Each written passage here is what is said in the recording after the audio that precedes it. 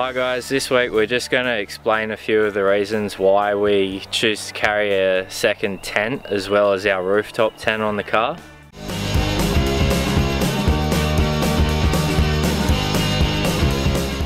So if we get to a campground where it's tent sites only and you can't actually drive your vehicle in, that way we can carry this tent in and still set up and have a camp.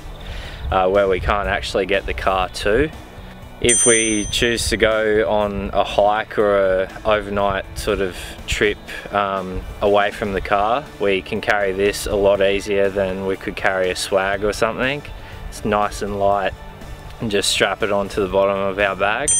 In a really bad situation, if we rolled the car or something and the rooftop tent was damaged badly, and we had to stay there overnight, we've still got shelter to stay in.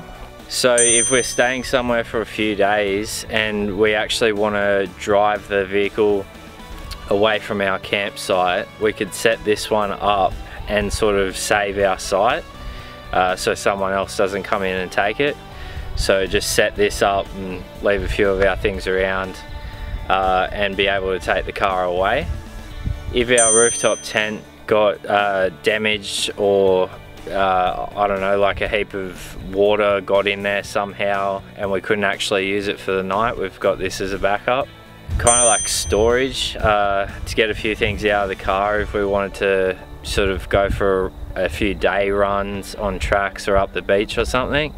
We could set this up, throw a few of our you know, heavier, bulkier things in there, lock up the zips, and hopefully no one cut it open and take our stuff. So if we came across someone that had a bit of bad luck and damaged, lost, whatever their tent, we could offer them a tent for the night so they don't have to go without. So sometimes we'll have friends and family sort of tag along on a weekend trip. It's happened a few times that some of them haven't actually brought a tent or don't have one, so we can offer this to them just to stay with us. So if we were on a bigger trip and the car needed to go into a mechanics or something like that to get something repaired on it, we could leave the car at the mechanics and still take this to a campsite and be able to stay in the tent without having to worry about going to a motel or something. We could use it on the beach or just at another campsite just as a bit of extra shelter. Like say if you wanted to just chill out on the beach in the shade, we could pop this up, have the fly over the top all pinned out. You still get plenty of air flow through and you're actually undercover. Another option that we probably wouldn't choose to do, but if we had to, we could keep our dog Scout in there. He'd probably rip it to shreds to get out, but if we had to, we probably could put him in there. Okay guys, so there are a few of the reasons why we actually decided to go out and buy this second tent.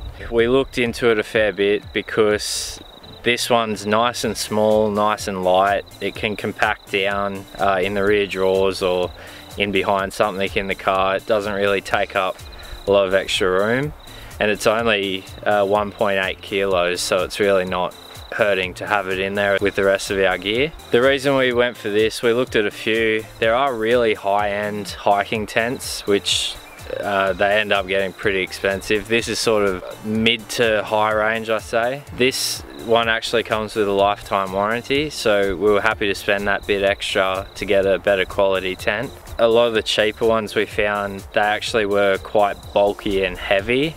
So for that bit more money that you spend, you actually get better materials to bring the weight down and that sort of thing. They're just a few of the reasons sort of how we came to decide to get this. The car's going to be away for the next probably 2-3 weeks, so we may not get a video up every Friday, but as soon as we get it back, we'll show you what's been changed and updated on the car. So thanks for watching this video.